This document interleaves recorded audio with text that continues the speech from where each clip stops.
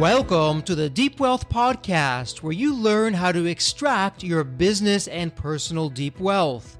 I'm your host, Jeffrey Feldberg. This podcast is brought to you by Deep Wealth and the 90-Day Deep Wealth Experience. When it comes to your business deep wealth, your exit or liquidity event is the most important financial decision of your life. But unfortunately, up to 90% of liquidity events fail. Think about all that time and your hard-earned money wasted. Of the quote-unquote successful liquidity events, most business owners leave 50% to over 100% of the deal value in the buyer's pocket and don't even know it. I should know. I said no to a seven-figure offer and yes to mastering the art and the science of a liquidity event. 2 years later, I said yes to a different buyer with a 9-figure deal. Are you thinking about an exit or liquidity event? Don't become a statistic and make the fatal mistake of believing the skills that built your business are the same ones to sell it. After all, how can you master something you've never done before? Let the 90-Day Deep Wealth Experience and the 9-step roadmap of preparation help you capture the best deal instead of any deal. At the end of this episode, take a moment and hear from business owners like you who went through the Deep Wealth Experience. Carl Lundberg is a seasoned professional in corporate finance and transaction services. As a partner at Gerald Edelman LLP, Carl has gained extensive experience advising clients ranging from new entrepreneurs to large multinational businesses, offering a wide range of business advice to nurture and promote their success. Carl has expertise in entrepreneurship through acquisition and search funds, company acquisitions in the UK, due diligence, debt funding for UK acquisitions, and management buy-ins. With a background in forensic accounting and expert witness services, Carl has advised clients on matters such as valuations, fundraising, and M&A. He is a qualified chartered accountant and an associate member of the Academy of Experts, regularly engaged as an expert witness in his area of expertise. Carl is passionate about dealing with and providing his clients with a commercial mindset to solve their problems. He's not just an accountant, but an all-round business advisor who genuinely cares about his clients and their success. Welcome to the Deep Wealth Podcast. You know, at Deep Wealth, we have a saying that we absolutely love. I wish we invented it. We didn't. John Maxwell. When the team works, the dream works. And that's exactly what we're going to be talking about with today's guest. He's all things M&A, but from an accounting perspective, but not just accounting, accounting plus, I'm going to say. I'm going to put a plug in it right there. Carl, absolutely delightful to have you on the Deep Wealth Podcast. There's always a story behind the story, Carl. What's your story? What got you from where you were to where you are today? Hi, Jeffrey. Yeah, really great to be on and great to be recording this podcast with you. And so I suppose my story is in fact, there's a longer version, there's a bridge version. I'll start from the beginning, but I won't take too long because I don't want to bore you. When I was younger, I wanted to be a pilot, funnily enough. And I went to university and I was studying a course that in that course, you got your private license. And at the beginning of the midway into the first year, I remember speaking to the person that led the course and saying, what's the route to become an airline pilot out of this? And he basically said to me, look, if you've not got 80 to 120,000 pounds when you graduate, which most students just coming out of university don't, and he said, or if your parents aren't going to give it to you, you've got no hope of becoming a pilot. So I thought, okay, right, let me rethink. And so I decided I'll become an accountant. So I got a training contract and trained and qualified, and that was back in 2010 I started. When I qualified, I was in the firm I'm at now, which is Gerald Edelman, based in London. And when I qualified, I thought, you know what, I actually really like it here. And I'd quite like to be a partner at Gerald Edelman. But I thought, it's the only place I've worked in this profession. So let me go and see what else is out there. So for a while, I went and worked at Deloitte. I thought we're about number 50 in the top 50, Gerald Edelman. And I thought there's not much point in going somewhere of a similar size. It's going to be broadly the same, I imagine. So I thought either go big or go into industry. And I wasn't really interested in industry. I've always liked working in practice and advising people.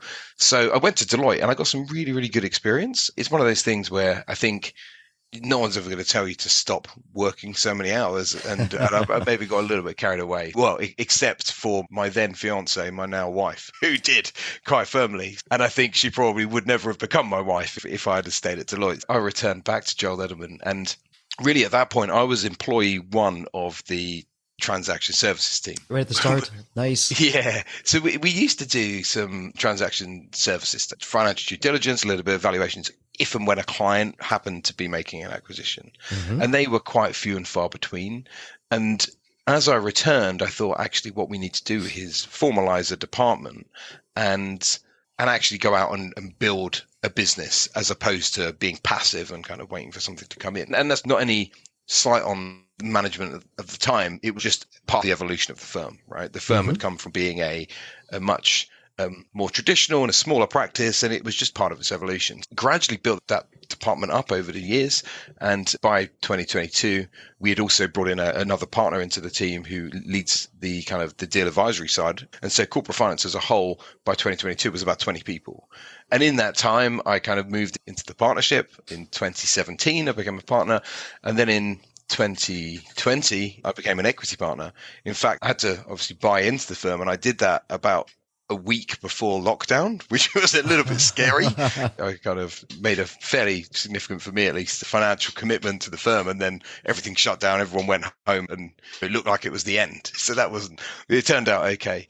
And what I've done as well, I think, which has been pretty key to the progression of the firm, the department, but also my own progression, is to build a structure around me within the firm, which means that I've been able to effectively delegate and pass things down, because without that, and without kind of making some tough decisions about people who you might like and who maybe have really good characteristics, if they're not what you need for the business and to support you at the time, the right thing to do sometimes is to make a change that isn't always the easiest thing to do. And so that's enabled me to progress in my own journey within the firm, but also to build the firm up. So we've got to a point now where actually the department is very well established. We've got great processes in place, and I'm actually moving from the 1st of April to be co-CEO of the firm. Nice. Congratulations. That's wonderful. Thank you. Yeah, really, as I say, it's evolved, and it's a structure that we've built. So, Carl, let me ask you this, because you're smart, you've been around the block a few times. What are you seeing out there that, as business owners, founders, entrepreneurs, it's really a blind spot for us if left unchecked, maybe puts it out of business? Or if we're going to have some kind of liquidity event, raise some capital, take some money off the table, it's holding us back. I always like to ask Pareto's Law, 80-20. Are 20% of the same issues causing 80% of the problems that you're seeing? And it could be in any area, Carl, that you choose. Yeah, I mean, there's probably, given the firm and kind of where we sit in the market, in that we're kind of mid-tier, we see really small businesses, but we also work with some businesses that turn over hundreds of millions. So there's obviously quite a big range in terms of internal controls and systems. But what I would say is that I think it's probably underestimating the need for management information and thinking we're not big enough for that. We don't need that. We'll just look at the bank account each week or each day or each month or whenever. And the reality is actually, and one of my partners used to run a seminar called this, what you can measure, you can manage, right? So you don't know what you don't know. And until you have good management information, you can't effectively build and grow and manage that business. And that, to me, is the biggest thing that can make such a significant change to a business. And speaking of information, what's interesting with you, Carl, you are a forensic expert. I mean, you see the good, the bad, the ugly. And the good is always nice, but sometimes not so interesting to talk about. On the not so great side, any insights that you can share, any lessons, any takeaways for our listeners of perhaps something that you've seen over and over again, or even something recently? Hey, don't do this. Or if you're thinking about X, stay away from it, do Y instead. Yeah, I think it probably comes down to almost step two. If step one is management information, and that means good financial information, but also measuring non-financial metrics that are relevant. You know, look, I've spent most of my career in professional services. And so for us, there's the traditional metrics that are measured, which is staff productivity, work in progress, time recovery, and so on. But I think if that's step one, step two is probably controls. And that goes towards the ultimate goal, which is to make sure that you're working on your business and not in your business. And the way to do that is to put in place processes. To have processes and have a business run on processes with controls that will tell you if that process has been missed or incorrectly applied. That's really the next step. So I think really just having controls, a layer of controls, and that could mean different things to different people in different size businesses and in different departments, but having controls and, to the extent possible, automation. And it's now automation probably means a different thing to what it meant 10 years ago, but it's all the same. Sure. Ultimately, it's all the same thing. Best practices are best practices. So let me ask you this, because you sit in really both sides of the table. You're working with businesses who are selling, you're working with businesses who are buying. So let's take the position that you're working with a business who wants to sell, and you're on the other side of the table. What are you looking at, Carl, that's having you say to your client, hey, nudge, nudge, wink, wink, Jeffrey, run as fast as you can in the opposite direction. This is just not going to happen, at least on my watch. No chance, no way. What has to happen for you to say that? And sorry, in that scenario, am I acting on the buy side then? You're acting on the buy side, and you're looking at, yes. Yeah. Normally, there are things that, are red flags. And it's not often that we provide a piece of advice to a client which is so damning that basically we're saying, look, I don't think this is a deal that should be done, but it has happened. It's come up. And I think generally it tends to be instability or unreliability in financials and performance, because again, it comes back to that point. If you can't measure something accurately, or if you've been presented with something, but then it doesn't stack up with other things that you've seen, the easiest thing to do there is to say, look, we need to walk away from this. Now, sometimes if it's a great deal, actually it can be worth the effort to try to understand it. But more often than not, if things don't stack up, it's very challenging to try to dig right down. And I think you use the word forensic. Really, that's often the only way, is effectively to reconstruct things from scratch. And that it can be worth it, but ultimately you can spend that time constructing things from scratch to find out, actually, yeah, this is a dog. I don't want to buy it. Absolutely. I think that's probably the key. Yeah, it's interesting. And I would imagine there's probably shades of gray. So if it's not, hey, run the other direction as quick as you can, okay, it's a nice deal. If the index of the deal is 100, could be anything. It could be 100 billion. It could be a million, anything in between. Because of what I'm seeing, it's not going to be on 100. Let's put it to 70 or 80. We're going to penalize it. And where I'm going with this, Carl, is most business owners, when you share this with them, the eyes glaze over and you lose them. I'm busy. We don't have time for this. And I'm really trying to make it impactful for them of, hey, this is where the rubber hits the road. And the irony is, if you prepare well in advance, working with someone like yourself, having that accountability, having your own forensic auditing behind the scenes to go into all this, you won't run into those issues. And in fact, I would suspect, and this is my next question, and it's probably just the reverse of what you said, what gives you confidence to tell a client, yes, this is a good deal, even such a good deal to pay either full price or maybe a bit of a premium because of what I'm seeing? I really like this.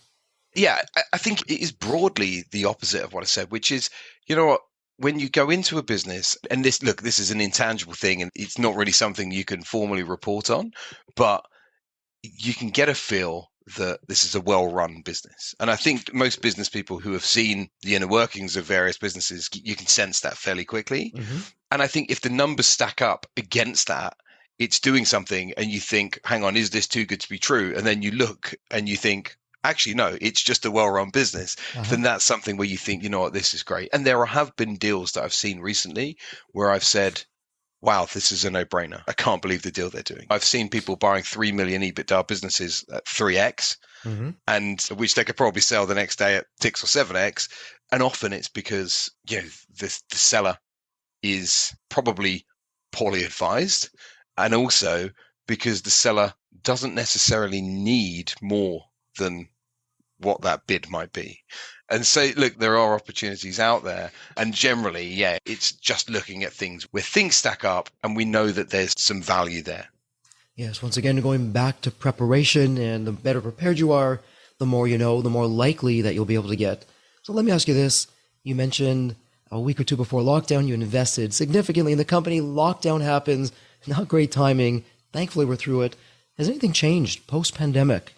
Any foundational kinds of things, any trends that you're seeing? I think in the transaction services side, which we mostly work with buyers on that side because we do a lot of due diligence work, we do a lot of valuation work.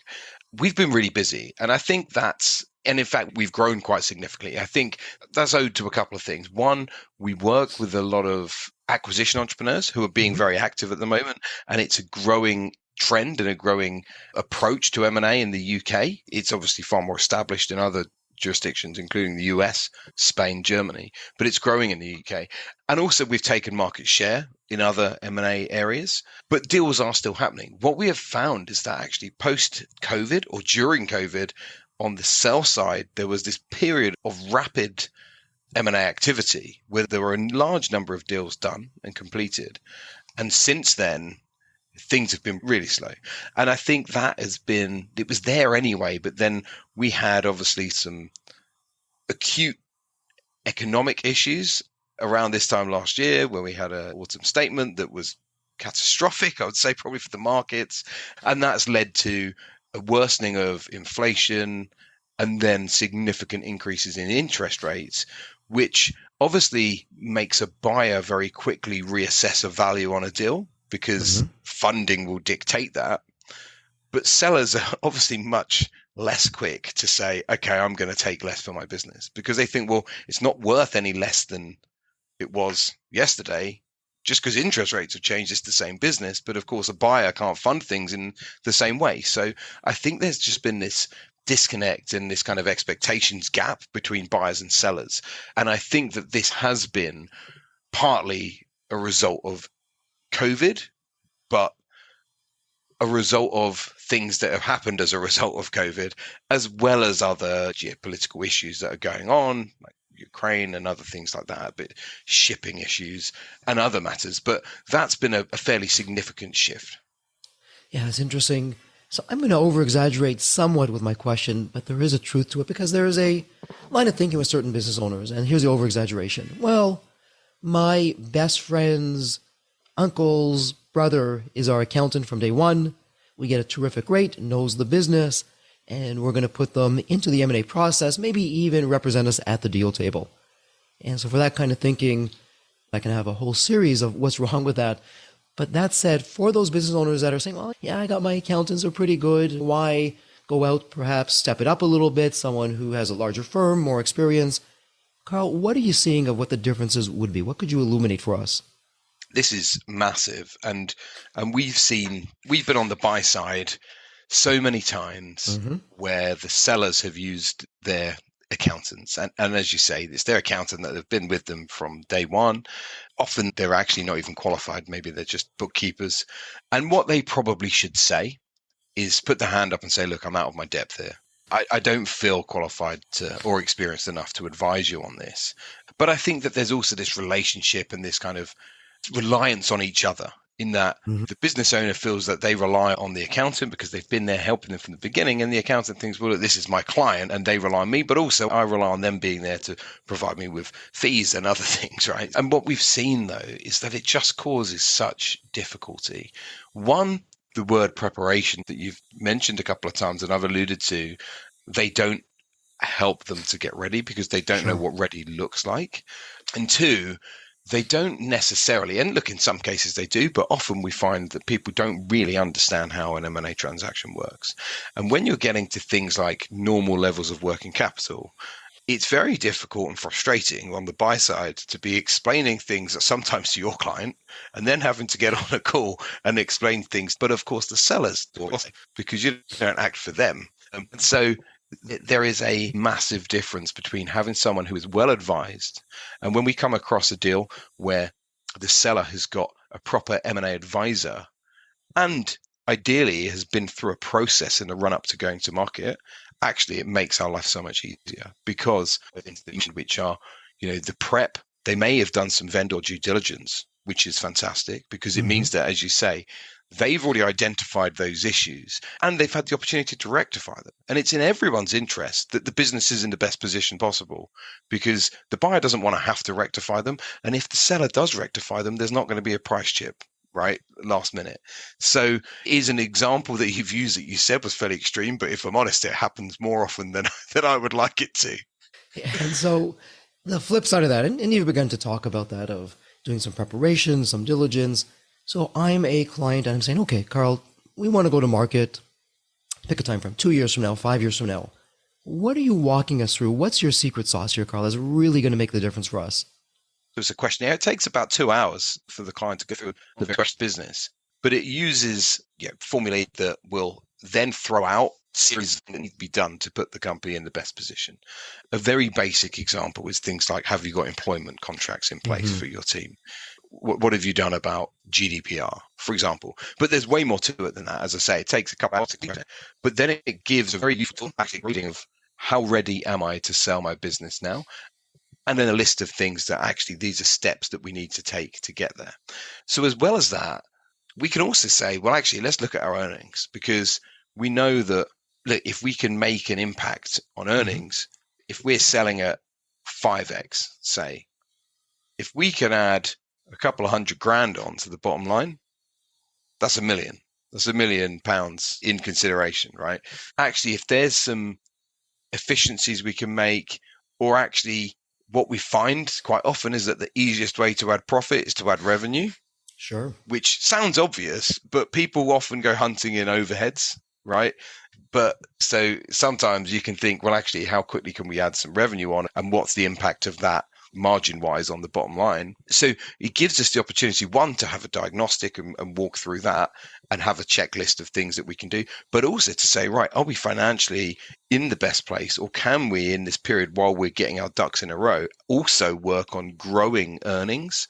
Because one, you'll have a higher earnings to which the multiple will be applied. But two, it shows growth, and you might get a higher multiple if you're clearly growing as well. So there are so many reasons why you should properly plan it.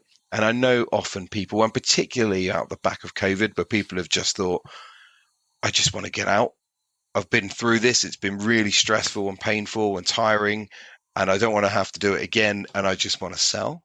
And that's great for certain buyers because they're going to get a really good deal.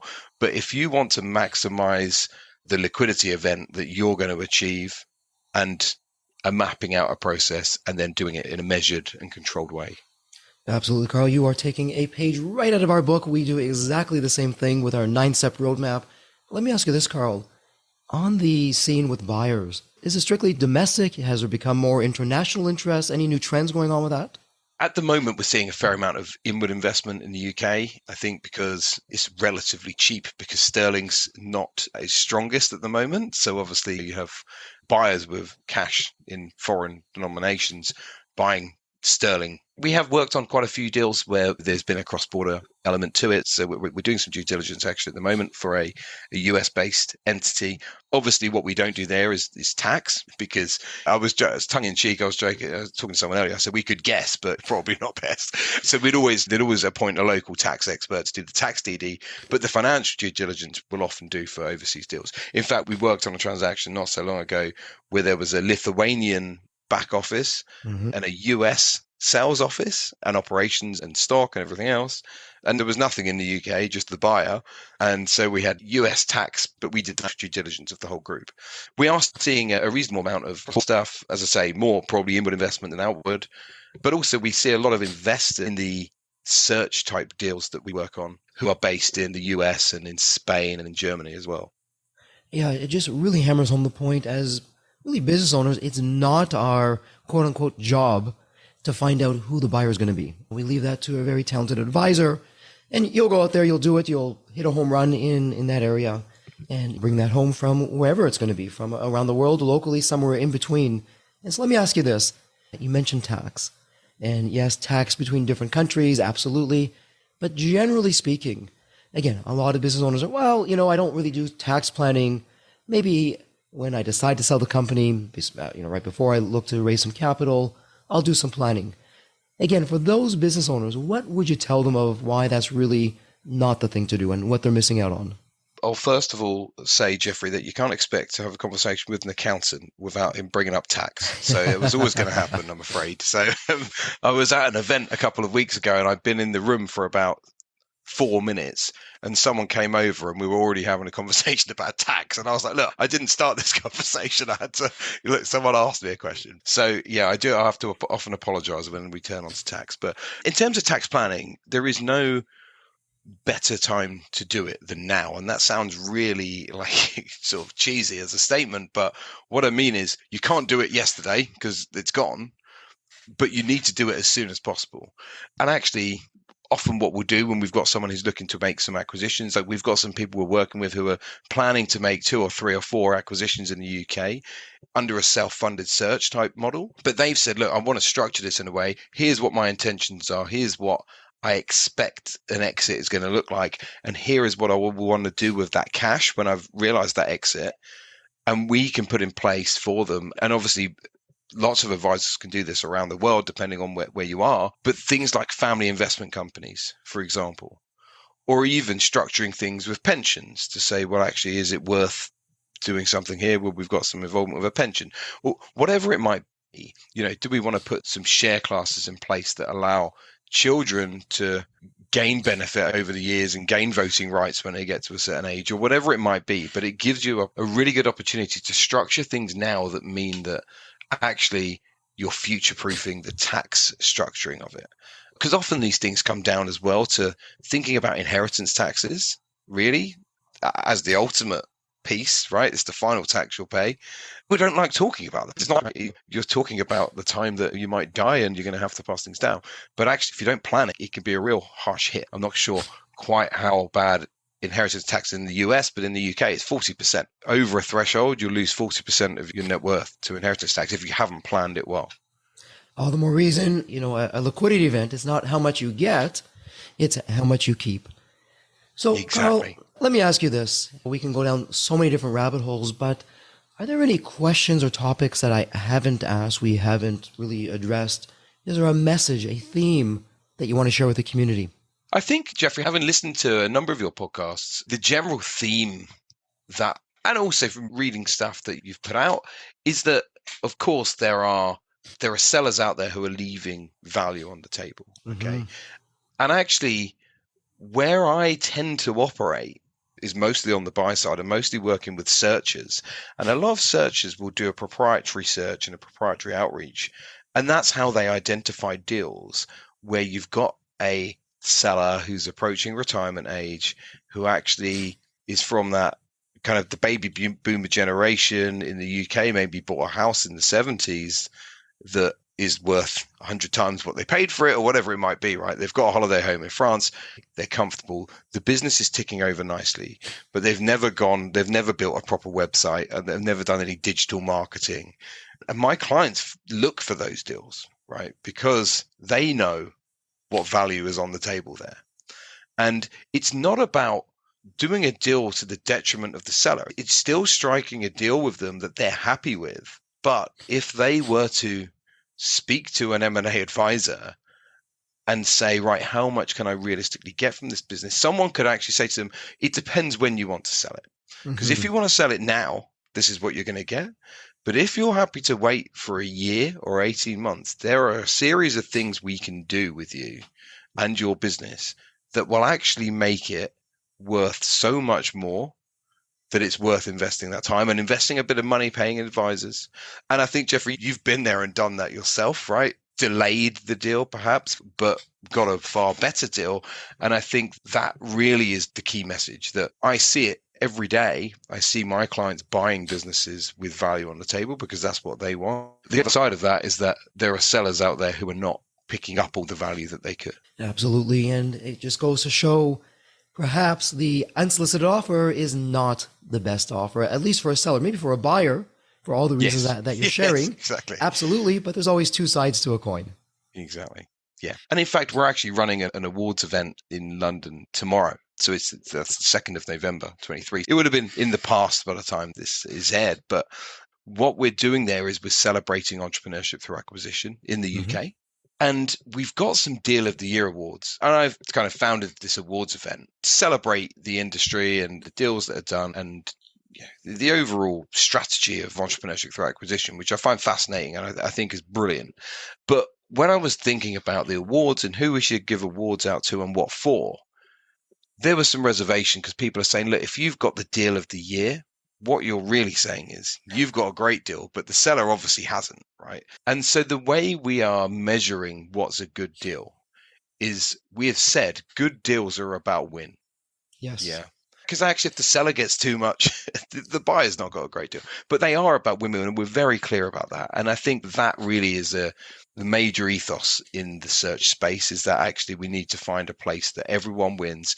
And often that means that there's some role of equity by the Uh-huh. seller, and they continue on in the business. And so where you've got maybe a younger person coming in with some fresh energy, who's keen to do the things that maybe the seller didn't want to do just because of the stage they're at in their career, or maybe the fact that they say, I don't have the business acumen for this. I'm good at making widgets, but I'm not an international business person, or whatever it might be.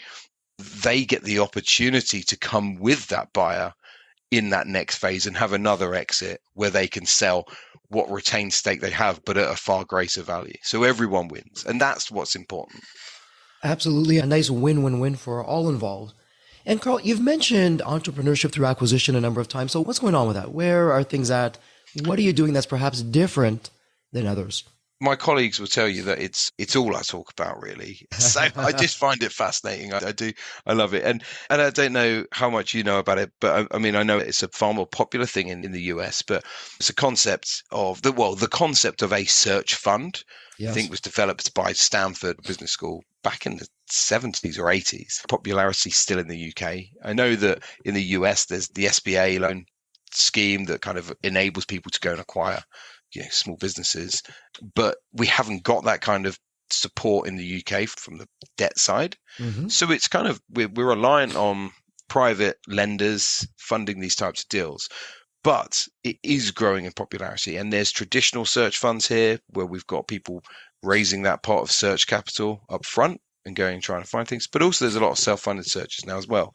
But these really are the people that have kept M&A going in the UK, in my opinion, and from my experience over the last couple of years. Because, as I said, there's kind of disparity in valuation between sellers and buyers who are maybe already in the market and looking, and traditional PE maybe, and larger kind of sellers who are looking at trade deals or PE deals. But the searchers are creating innovative solutions of succession with things like this role of equity that actually Mm-hmm. enable the deal to be done without the seller saying, well, I don't want to sell at this price.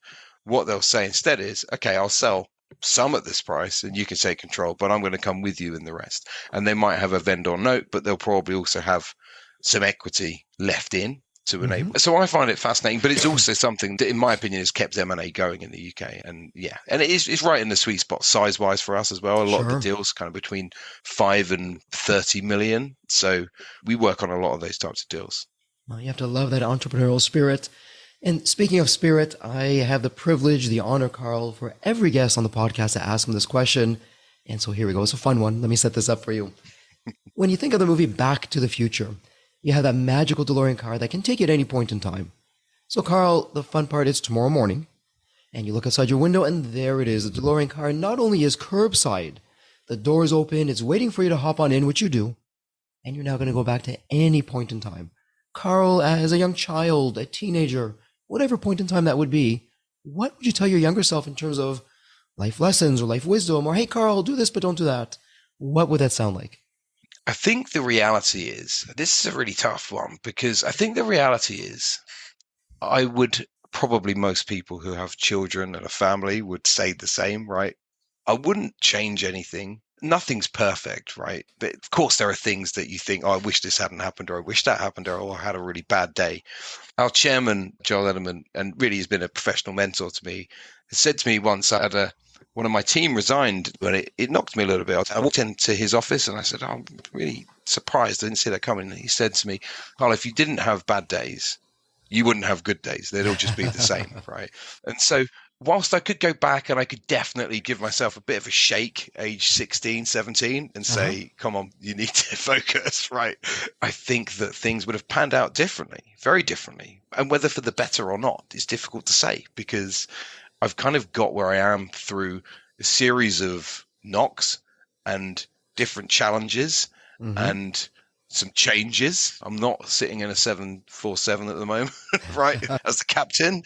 Thank God. I don't really like flying, if I'm honest, so it's probably quite good. So I think I would like to go back to probably 16, 17-year-old Carl and have a little word in his ear. But I think ultimately I would probably leave things as they would be. And in that case, I'd go way past when I was born, and I'd like to go and meet Einstein. Yes, take a number. I'm right there with you. That would be a lot of fun. And, Carl, you are really, there's one theme that comes out of this question. It's exactly what you said. Hey, Jeffrey, you know what? Enjoy the journey. I'm exactly where I'm supposed to be. I wouldn't change a thing because who knows where that would be. And you're in some great company with that. Carl, for someone who has a question, they want to reach out online, maybe they want to become a client and they want to speak to you, where's the best place online that they can do this? The best way to do that is to go to our website, which is GeraldEdelman.com, which is GeraldEdelman.com. On there, you'll be able to browse through the partners and you should be able to find my page. And my email address as well is clundberg@GeraldEdelman.com. So CLUNDBERG @GeraldEdelman.com. I'm also on LinkedIn. You should be able to find me on there. But anyone wants to reach out to have a chat about anything that kind of related to finance or accounting in the UK, especially transaction-based stuff, but anything else really, we've got a full service firm covering all of the usual accountancy and taxation areas. But if anyone wants to reach out and have a chat about business or about search or ETA, anything like that, please do. I'd love to have a chat. Terrific. And for our listeners, it is point and click. It's all in the show notes. It does not get any easier. Well, Carl, it's official. It's a wrap. Congratulations. As we love to say here at Deep Wealth, may you continue to thrive and prosper while remaining healthy and safe. Thank you so much. Thank you, Jeffrey. It's been great to be on. The Deep Wealth experience was definitely a game changer for me. This course is one of the best investments you will ever make because you will get an ROI of 100 times that. Anybody who doesn't go through it will lose millions. If you don't have time for this program, you'll never have time for a successful liquidity. I mean, it was the best value of any business course I've ever taken. The money was very well spent. Compared to when we first began, today I feel better prepared, but in some respects, maybe less prepared, not because of the course, but because the course brought to light so many things that I thought we were on top of that we need to fix. I 100% believe there's never a great time for a business owner to allocate extra hours into his or her week or day. So it's an investment that will yield results today. I thought I will reap the benefit of this program in 3 to 5 years down the road. But as soon as I stepped forward into the program, my mind changed immediately. There was so much value in the experience that the time I invested paid back so much for the energy that was expended. The Deep Wealth experience compared to other programs is the top. What we learned is very practical. Sometimes you learn stuff that is great to learn, but you never use it. The stuff we learned from Deep Wealth experience, I believe is going to benefit us both. I've done an executive MBA. I've worked for billion-dollar companies before. I've worked for smaller companies before I started my business. I've been running my business successfully now for getting close to a decade. We're on a growth trajectory. Reflecting back on the Deep Wealth, I knew less than 10% what I know now. Maybe close to 1% even. Hands down the best program in which I've ever participated. And we've done a lot of different things over the years. We've been in other mastermind groups, gone to many seminars, workshops, conferences, retreats, read books. This was so different. I haven't had an experience that's anything close to this in all the years that we've been at this. It's 5-star, A+. I would highly recommend it to any super busy business owner out there. And Deep Wealth is an accurate name for it. This program leads to deeper wealth and happier wealth, not just deeper wealth. I don't think there's a dollar value that could be associated with such an experience and knowledge that could be applied today and forever. Are you leaving millions on the table? Please visit www.deepwealth.com/success to learn more. If you're not on my email list, you'll want to be. Sign up at www.deepwealth.com/podcast. And if you enjoyed this episode, if it added value, if you walked away with some new insights and strategies, please leave a review on your favorite podcast channel. Reviews help us reach new listeners, grow the show, and continue to create content that you'll enjoy. And as we wrap up this episode, as always, please stay healthy and safe.